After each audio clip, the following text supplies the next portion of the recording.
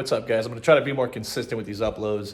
I have a big project going down at the shop, so I wanted to make a video over it. This is OCCULT83. It is a video store that's kind of being converted into like a 80s, 90s retro type. Still a video store, but some other things included. So yeah, OCCULT83, huge sign, 4 feet tall, almost 5 foot tall with the backer, 16 foot long. These are the faces. I still have to build out the backer and fabricate the channel letters. Actually, my friend Ryan's gonna help out with that. So I'm gonna drop these off to him. In the next couple days, he'll finish those up, wire them up with LEDs, and then we're gonna install them over the weekend. So here's a clip. Like I said, these things are huge. Each letter's over 2 feet tall. This O is about 4 feet tall.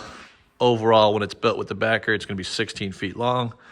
Here's a little update at the shop. I ended up installing some racking, some shelving for the apparel space, so I have more space to store things, store materials. Yeah, let's see what else. Still got the HP latex, the printers, the cutters.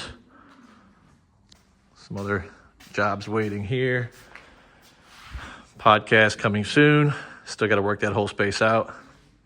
All right, drop these off to Ryan.